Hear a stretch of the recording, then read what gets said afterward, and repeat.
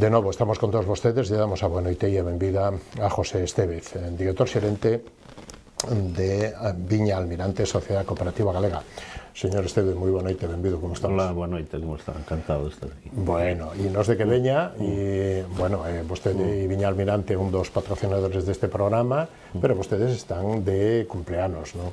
Este ano tocan 25 e 25 aniños. Bueno, ainda que vostede é un chavalote, pero xe é media vida, non? A un cuarto de vida. Sí, a verdade é que pasaron tan rápido que costa a veces facer unha valoración do que eras, do que és, do que che espera, do que che queda, pero estamos instalados na inmediatez. A verdade é, cando demos os primeiros pasos e este recorrido, cando utilizo como referencia temporal, é que a veces algo non me cadra, o sea, algo non me cadra. Vostede era moi noviño cando empezou nesto. Sí, éramos, a verdade é que éramos todos moi noviños, e agora que dices, é o 25 aniversario, ainda estamos sin canas, solteiros e tal, oye, pero que pasou aquí? Correu o calendario e nós non. Como foron esos inicios? Como, a ver, porque as primeiras adegas que naceron dentro da DEO Rías Baixas e a propia DEO, estamos falando de 38 anos. Sin embargo, Viña Almirante nace fai 25, 26 anos, empeza a surgir o proxecto e nace xa como cooperativa. Unha pequena cooperativa nun concello geográficamente e poblacionalmente pequeno, que é Portas, pero con un proxecto importante para unha zona de viño moi importante tamén.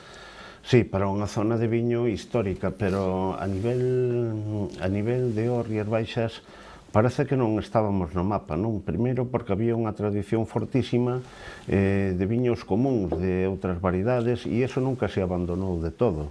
E iso non había fracasado de todo, pero non era o futuro, non?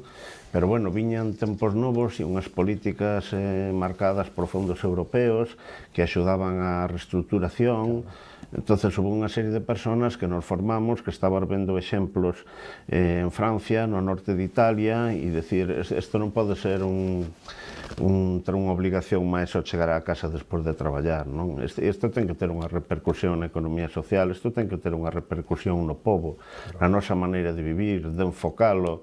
Había que romper con un método moi arcaico, non? O sea, que bueno, un home nunca había debaixo dunha parra, non? E como estaba a distribución dos terreos en Galicia, que ainda 25 anos despois ainda un tema moi a mellorar, non? Correcto. O sea, entonces aí fixéronse moitísimas cousas nese sentido, non? Pero, bueno, daquela parece que non estábamos no mapa. Cando falabas da DEO Rías Baixas, Albariño soaba a Cambados, a Albariño top soaba ao Rosal, o sea, había uns clichés que a verdade non eran correspondentes co potencial vitivinícola que había na comarca. Claro. E estamos falando dos anos 2000, 2000 é moi pouquiño, cando empeza a funcionar isto, sale con cantos socios. Poño un poquinho a digamos, como foi a primeira colleita, canto viño se colleu na primeira colleita, que viño saleu na primeira colleita, como foi todo eso? Foi un tema divertido e non vou a dicir casual, pero a golpe de fin de semana, unha reunión a golpe de letreiro, só faltaba o papel de estraza, e para ver a posibilidade de facer un estudio sobre unha nova fundación, unha constitución dunha sociedade cooperativa vitivinícola no noso concello, non? O sea, un aproveitamento das terras, o sea, mancomunado e tal. E, bueno, cando foi a miña sorpresa, entre outros, debía haber 200 personas un domingo á mañán para ver o tema. E non fomos capaces de recuar, o sea... Había que ir para diante. Sí, sí. E, bueno, empezamos a petar portas coa administración, vendo un pouco que apoio había que ter, porque, a ver, non era un paso lixeiro, non era unha asociación, non? Isto requería dunhas estruturas, requería de moitísimo trámite administrativo, de moitísimas altas, de que nos iba a variar as nosas vidas un pouco. E todo foi rodando hasta que de repente, mira que hai que dar o paso. E entonces, blum, aí cando xa hai que facer inversión, aí, claro, os ouintes desaparecen. E cando houve que poñer pasta, pois, bueno, hubo as súas cousas, non? Pero aguantamos 38... Veciños, amigos. Sí, sí. Veciños da zona, un pouco da zona, espartanos, iba a decir, fomos os que aguantamos. E, bueno, me acordo que tuveron un ingreso hospitalario e outro rapaz tamén da miña época, Fito, habíalle pasado mesmo e desaparecemos de días do mapa e xa nos atopamos xa con, bueno, con as modificacións das ideas originales, tal. Iba a ser facer algo moi, unha cousa entre amigos, non? Algo sostible. Estaba empezando moi de moda un pouco exemplo como na Ribeira Sacra, estas pequeñas bodegas de autor, familiares e tal, e fixemos un plantexamento completamente contrario e agresivo. Eu acórdome que de ser 38 viticultores normales, sin unha maior inversión de ningún tipo, nos metemos nun proxecto de 94 millóns de pesetas, falábamos en pesetas todavía, e non iba a ser un galpón con 4 tellas do país e un minibar. Hai que poñer maquinaria, hai que poñer depósitos. E nos excedemos moito, pero con vistas ao futuro. 20 anos despois fixemos o mismo. O sea, fixemos unha ampliación... Claro, que acaban de facer unha ampliación, que eu decía eu antes na introducción do programa. Pensando a 15 anos vista outra vez, e a primeira se nos quedou pequena en tempo récord, e agora estamos moi ben, a verdade, fixemos unha dimensión moi boa, e hai que ver o que dura, se nos vai quedar pequena, pero bueno, dentro dos plans que temos os actuais, está pensado para dentro de 15 anos. Para 10 anos máis, 5 xa nos vamos consumidos, sí.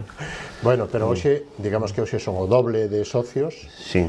E a primeira colleita, non sei se se acorda canto viño se produxo, cantas botellas sí. Pois a primeira, acudimos ali un par de tardes a facer a primeira, a ver os que xa tiñan, porque casi todos nos lanzamos a novas plantacións.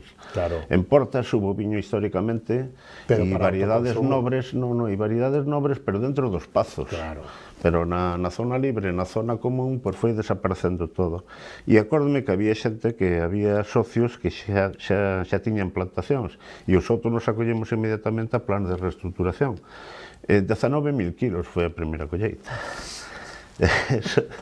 Eso xe lo vamos ás 12 da mañá, non sei a cando, pero...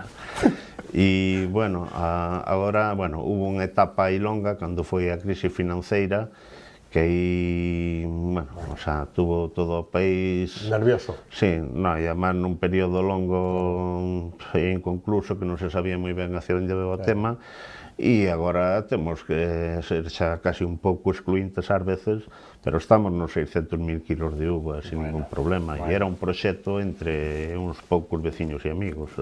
Bueno, cantas hectáreas falamos que ten os socios cooperativistas? Mira, son 54 exactamente. Bueno, xa estamos nun nivel de mantemento e de operativo para salir aos mercados, atender o mercado local e salir afora. Vostedes tamén están salindo afora. Moito, a verdade, a porcentaxe que temos sería unha maravilla que tuvera todo o sector, e non digo só Rías Baixas, non? Pero rapidamente nos puxemos por riba do 30%, que eu considero unha cifra boa e lóxica, que na que está o Consello entre un 30 e un 35 hoxe en día, non? Pero superamos o 45% na última anualidade. E a previsión é afondar máis nos mercados. Mercados europeos, americanos, sudamericanos? Pois estamos nos 5 continentes presentes. Que bueno. Incluso temos unha novedade agora, o tema de Marruecos, non? A ver se nos colamos como proveedores oficiales para o Mundial 2030, pero xa somos os proveedores oficiales da Royal Mansur, da cadena de hotéis do Rei Hassan, e en Asia xa estamos presentes, hai moito que traballar todavía en Asia, e unha vantaxe que temos é que Estados Unidos foi onde menos proliferamos, precisamente, que se supón que é un mercado natural, e é onde temos ainda moita cancha para crecer. Pero os mercados europeos, a bella Europa, son os máis fortes, e os mercados saxóns.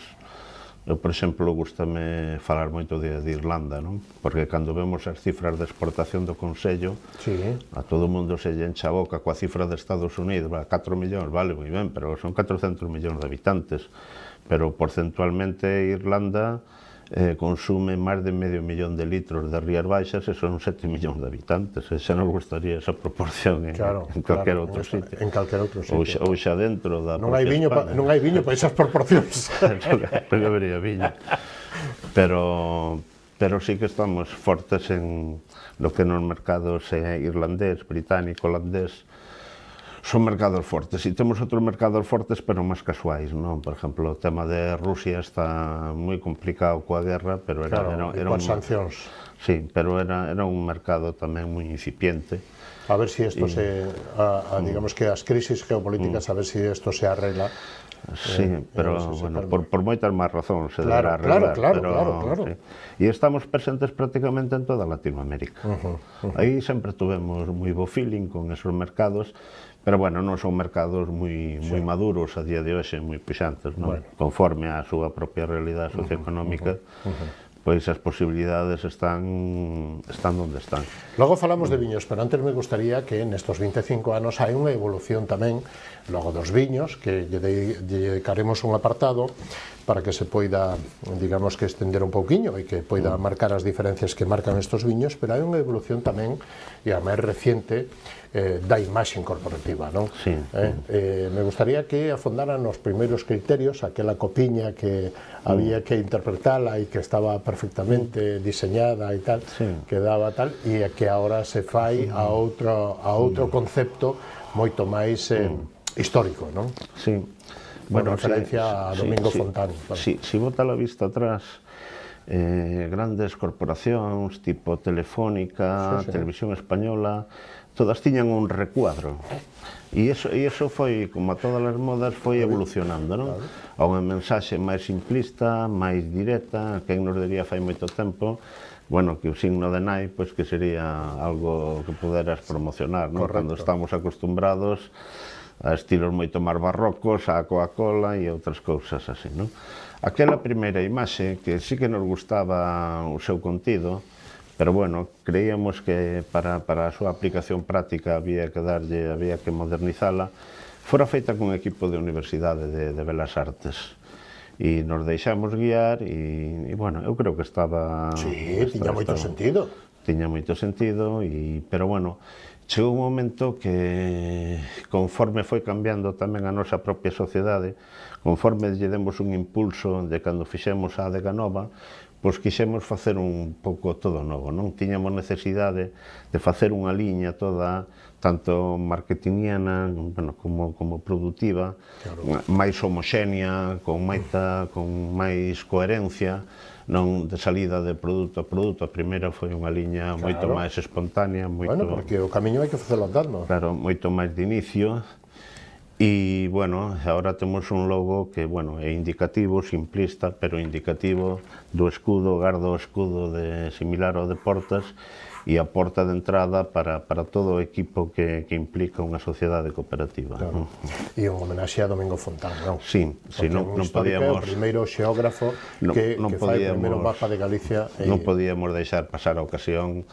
O que pasa que, bueno, das figuras históricas no mundo dos viños pasou a non estar moi de moda, todo o mundo estaba coas os condes, marqués de non sei que, todo era aquelo, sobre todo nas de Ors máis antigas e tal, pero, bueno, nós non íbamos a facer mapas, o sea, entre outras cousas, o insigne Domingo Fontán, que está enterrado no Panteón de Galegos Ilustres, pois foi un político destacado, foi un matemático destacado e foi un xeógrafo destacado e fixo a primeira carta topográfica e xeométrica de Galicia, pero eu, a verdade, profundicei un pouco na súa figura, ainda que estudei xa no colexio que levou o seu nome, e non acabo de ver como un home sin prácticamente atriles, con un equino e uns poucos bártulos, pode facer un traballo con esa actitude, a verdade. E hoxe en día unha empresa ben dotada, con GPS e tal, costaríalle o seu. E, bueno, o sea, nos levámoslo á cartografía que vendemos nós non vendemos mapas, vendemos emocións, vendemos viño, quixemos facer unha homenaxe mediante a cartografía, pero de tipo emocional, do que foi o traballo desta figura histórica da nosa terra. Portas é un sinónimo, quero facer unha referencia, lógicamente, de historia e de legado, como o de Domingo Fontán, non? No siglo XII, o rei Fernando II de León concedeu aos monxes cistercienses a heredad de Paradisus, en Santa María de Portas. Aquí está a orixen de todos os viños do mundo cristiano que son albariños? Ben, polo menos está a primeira data, e aquí me gustaría facer un apunte porque agora están moi de moda todas as teorías negacionistas e cando non se topa algo, por levámoslo a que máis nos convén, e isto é un pouco como a historia de Colón tamén, non? O sea, ben, a misión biolóxica, o sea, a universidade, o sea, pois desmonta unha lenda de que Albariño non sería Alba del Rin, vino blanco del Rin, pero sí que está perfectamente datado que as huestes de Leopoldo de Eberbach no seu camiñar, no seu peregrinaxe a Santiago foron os primeiros que a desarrollaron aquí e que incluso cando se di, non, hai certa confusión porque di, no, o primeiro sitio foi a Armenteira, estaban na Armenteira, pero na Armenteira estaban construindo un mosteiro que creo que lles levou 15 anos a construción. Solicitaron de favor real terreos para plantacións. Para plantacións, cando se di heredad, implica que son cultivos leñosos, xa non é leguminoso solamente, non? O rei Fernando II de León lle concede os cotos de Lantaño e a colina de Paraíso. Fíxate como sería daquela época que a colina de Paraíso non só lle concedeu o terreo, que era un terreo moi escarpado, auténticamente precioso, e ora pasa a autopista por encima, senón que tiñan dereitos de pesca sobre ese trozo de río, non? A onde podemos levar a amplitud da noticia? Que resulta, se alguén che di que o primeiro sitio onde hubo viño albariño foi en Vilanova, tamén lle podes dar a razón. Porque daquela non había aínda os términos municipales e pertenecía á diócesi de Vilanova de Arousa, esa colina, non? Xa. Pero está enclavado no que é na parroquia e concello de Portas, o que é onde está datada a primeira plantación de albariño da historia. Non me vou a meter se o trouxeron eles, pero se o analizas desde un punto histórico, é moi absurdo que un recén chegado adopte unha variedade que non conoce, o sea, pero bueno, onde está o genoma, o ADN e tal, aí non me compete a min entrar. Bueno, pero é un camiño para emprender, que se chegará, eu supoño que ojalá se chegue a demostrar, non? Ou hasta que chegaron a Portas non sabía o que valía o albariño, tamén pode ser. Bueno. Falamos dos viños. Cantos viños temos? Cales son os viños de referencia? Cal é o buque insignia? Pois para que nos digan que cando empezábamos a sair por aí adiante, non? Pero non só nós, a calquer bodega galega por as feiras, claro, nós tiñamos blanco solamente, éramos blanco e pouco máis, non? Tú nunha bodega rioxana, por exemplo, vías, bueno, as rioxanas o 99% tamén é tempranillo, pero vías 25 referencias distintas, outras características.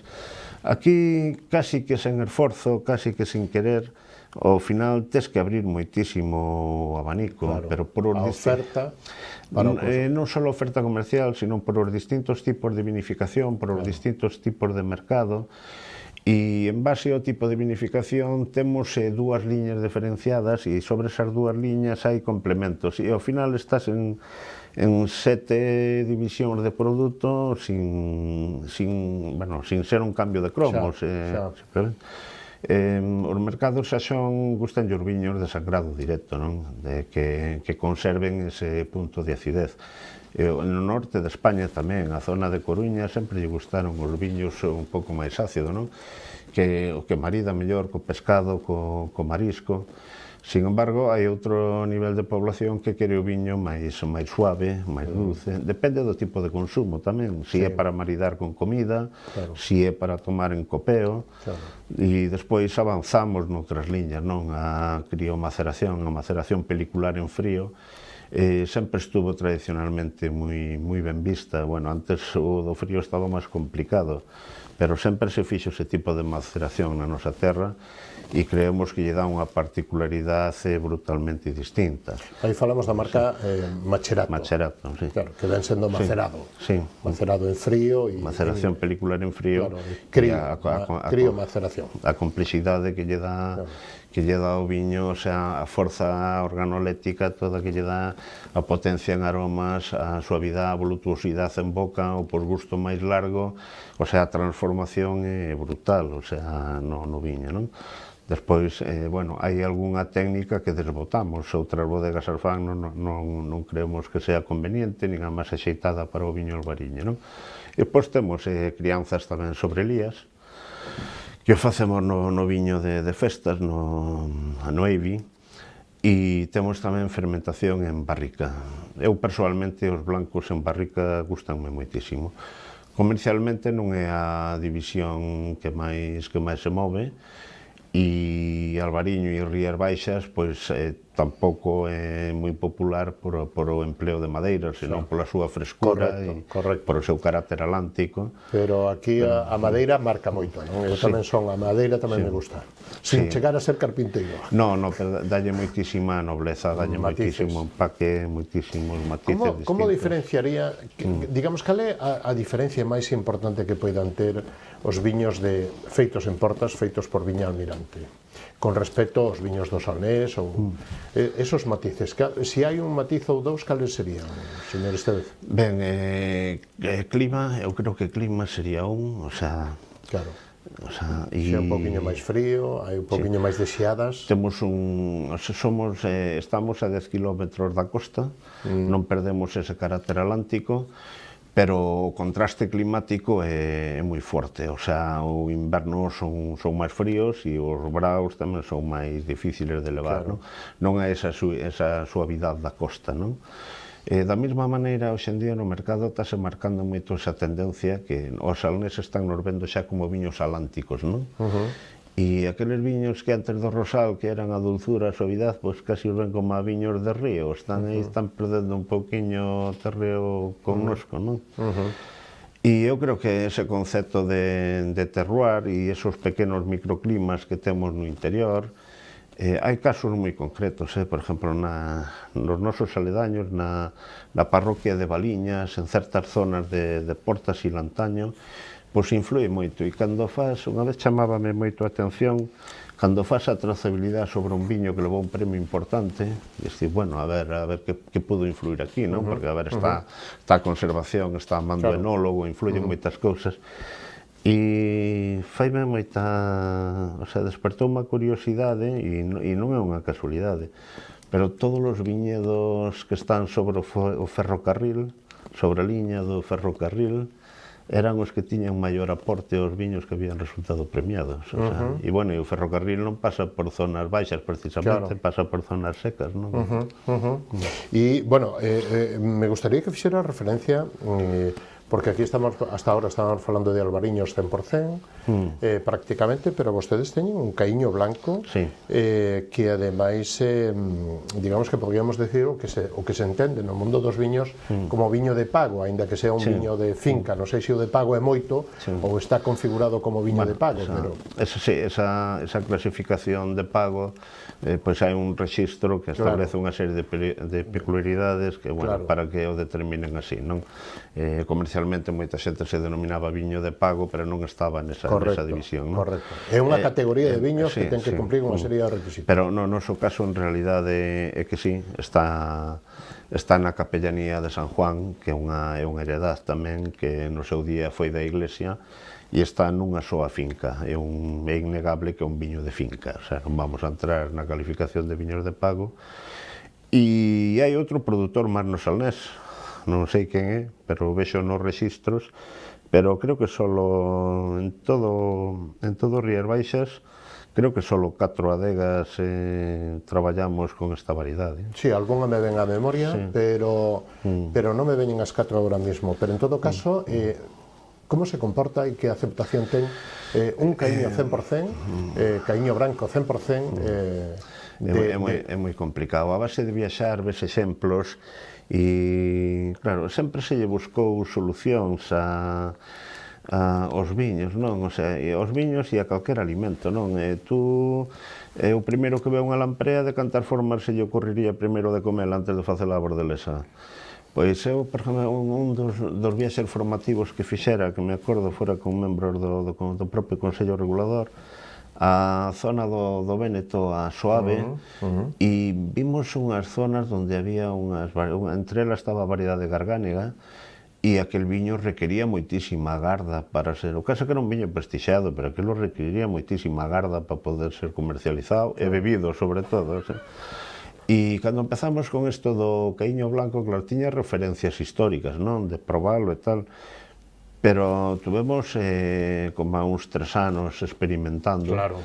E, bueno, había moita xente que non creía nel, que o abandonaba, bueno, opinións de técnicos eran todas... Sigue sendo moi minoritaria esta variedade dentro da de Rías Baixas. Non, e ten opinións moi desfavorables, pero, entre outras cousas, o que quere é delicada, e necesita un ciclo que antes aquí non había, de máis calor, colle menos grado, chegache tarde, venche xa ca vendimia cerrada do Albariño, pero é un viño que necesita 2 gardas. Necesita garda en inox, venlle moi ben unha garda dun ano e medio, e en botella venlle moi ben unha garda larga tamén. Eu a iso apunto, gustanme. E despois ten un potencial fantástico. Despois é un viño... O sea, era un enemigo contra os que tuvemos que luchar sempre en Rías Baixas, era que eran viños do ano, non? E realmente nos blancos, non nos nosos, pero hai viños que sí que son do ano, fora do ano evolucionan moi mal, e este é un viño que collen soler, isto cos anos, o sea, nos ahora mismo, o sea, a añada 2021 xa quedan, bueno, 2 botellas no expositor, e a 22 quedan solamente un par de palés ali na adega, pero que están nun momento ótimo de tomar. Claro. Bueno, non me dixo, faloume dos viños, non me dixo marcas, me gustaría que Viña Almirante é un clásico, non é o que leva o nome da adega, e eso, pois, lóxicamente, pois é un clásico, non? Mencióneme os viños e vamos a outras cosas, porque xa nos empezan a quedar menos de 5 minutos. Ben, un pouco por ética, non me pisen a salpicar as marcas. Non, e faltan as botellas aquí, que tamén as puedo traer. Faltan as botellas, outro día temos que ir facer máis publicidade. En realidade, isto é un tema difícil de controlar. Vamos a ver, tú dentro da nación, por exemplo, en España, a nosa primeira marca Pionero, en honor á Colina de Paraíso, pois un nombre moi sonoro, un nombre serio, unha imaxe sólida, e gusta. Pero tú, cando te vas á exportación, noutros países requírenche, Albariño ten que ser algo alegre, ten que dar outro tipo de imaxe, o sea, ten que verse o líquido, que era en botella transparente, entonces non funciona igual en todos os mercados, non? E temos unha marca que é a das caras, que é a vanidade, que en exportación nos funcionando extraordinariamente ben. Nos mercados máis clásicos, Pionero e Macherato levanse a palma, e que non foi a primeira a salir, pero as liñas oficiales de Viña Almirante, en Albariño e Caíño Blanco, teñen a posición esa clásica de levar o nome da bodega, non? Vicius xe é algo máis transgresor, non? Aí xe para xente que se atreva a dar un paso máis e que non ten medo o que pase, non? Un viñazo, un viñazo. Para min un viñazo. Extraordinario, sí. Para min un viñazo. Gracias. E como está vendo a evolución da DO? Como está vendo, digamos, que a ruta que ten a DO, que nestos 30 e pico de anos, pois, lóxicamente, son de éxito, son de poñer en valor, son de repartir a economía, cerca de 5.000 viticultores. Vostedes son a adega que reparten economía, unha cooperativa que reparte economía nun kilómetro cero, que son os veciños que están alrededor, non? Como está vendo isto e que análisis lle merece facer? Bueno, que estámonos ás veces queixando dun problema de identidade, e eu creo que o problema está no modelo de negocio, non? Aquí podes morrer de éxito, somos recoñecidos internacionalmente, o viño blanco Rías Baixas está reconocido nos 5 continentes, en todos os grandes mercados. Digamos, a min o apodo do príncipe dos viños gústame moito, porque además príncipe irradia, vas a ser rei algún día, vas a mellorar, non? O sea, tes un recorrido. E aquí foi un punto estratégico para moitas bodegas que viñeron de fora, non? Veñen, bueno, con intereses comerciales e industriales casi sempre, e tásenos desvirtuando o modelo que tiñamos fai 25 anos. Era un modelo ao que eu lle vía certas fisuras, era moi difícil que nun panorama actual esta profusión de bodegas pequenas, artesanas que había, que durara, porque este é un mundo cada vez máis competitivo, máis profesionalizado, donde estás máis exixido a todos os niveles, burocráticos, administrativos, de mercado, e hai un modelo de negocio que non pode resistir esa antigua... E despois os grandes eran moito máis grandes cos que estábamos aquí, veñenche grupos que facturan máis de 100 e de 200 millóns de euros, non? Entonces esa xente ahora estás con eles na mesa. Eso é porque o fixeches ben, se estás na mesa deles é porque o fixeches ben. Correcto. Pero claro... Veñen polo noso potencial e a nosa calidade. Pero son palabras maiores tamén, o sea, os enemigos cada vez son máis fortes. Isto globalizouse a unha velocidade tremenda, non?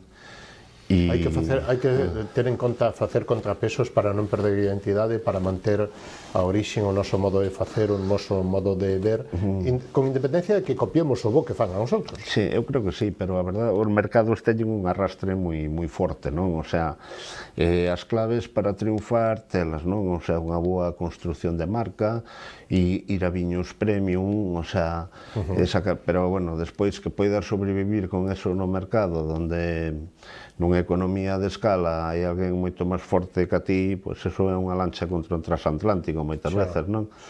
E eso non é fácil de facer. Que pasa? Van a sobrevivir os que o fagan moi ben, e eso vai dignificar moito o sector. Ahora, sempre nos estamos queixando tamén. Se temos viños personalizados e viños diferenciados, resulta que non tomas dous iguales. E se é de outra maneira, queixaste da estandarización, o sea... E, bueno, eu creo que... Nin é todo malo, nin é todo bo. Debemos de adaptarnos a coller o bo de que, digamos que os que xogan na Champions League, os grandes grupos, as grandes marcas que nos abren mercado e que nos fan todas estas posibilidades e potencialidades, pero que tamén teñen unha parte negativa que nos poden ir modelando, non? No noso caso foi moi arriscado, non? E ninguén me dou a razón neso, pero nós non vendemos en alimentación. O sea, a ver como tes unha bodega collendo 600.000 kilos de uva e non estás presente en supermercados, non? Cando prácticamente é o destino natural de todas as marcas. E iso é unha saída, non? Buscar, crearte un marketplace e buscar a ver quen son os teus clientes, onde podes vender. Eu detecto, o sea, para vender moita cantidade, necesitamos vender volúmenes de viño, lóxicamente, a comercialización requiere un esforzo constante. Hai que ser que ten que ser negocio. Hai moitos nichos de mercado donde hai cabida. Donde eres moi aceptado, donde hai cabida, donde hai moi boa aceptación, donde non hai ese problema de competitividade, o sea, non podes estar donde están todos, nin baixar a área, nin, o sea, hai mercados, e os mercados son cambiantes, o sea. Señor Estevez, estánme avisando de que levamos 2 minutos fora. Non somos moi faladores, que xa estamos, xa acabamos a vendimia fai 2 minutos. Entonces, bueno, este ano supoño que apunta ben, pero antes de rematar isto, ten vostede un minutiño para dicir o que vostede queira, do que non lle preguntín, ou diríxase ao sector ou aos seus cooperativistas, e como van a ser estas celebracións destes 25 anos? Bueno, o sea, en canto aos cooperativistas, pois gracias por este traxecto todo, que foi maravilloso, foi curto, quédanos ainda un traxecto larguísimo, e gracias por ser compañeiros aí no camiño, por estar codo con codo, e creo que vamos a seguir pasando ben, non? O sea, temos que construir Viña Almirante, temos que construir na nosa comarca, o que Portas, o que en clave comarca de Caldas, porque nós abarcamos o que é barro, a maioría dos viticultores de barro, as plantacións máis importantes están na nosa, pasa con Caldas igual, o sea, abarcamos un pouco, temos esa responsabilidade social de coller todo o perímetro, non? Temos unha boa parte de Meis, e, bueno, que zonas de, bueno, xa en Caldas, pero que Arcos, que é diferenciado, entidade local menor, e sobre todo Portas, non? Esa implantación como bodega de máis relevancia da área nordeste do Salnés, vámola manter, vamos loitar por elo, e creo que estamos no camiño no camiño correcto. No camiño bo. E ao lado do camiño portugués. E ao lado do camiño de Santiago, ademais que somos os únicos viñedos que hai prácticamente no camiño de Santiago, son os nosos, o sea, de Rías Baixas. E, bueno, animalos e felicitalos ao mesmo tempo por chegar hasta onde chegaron, non?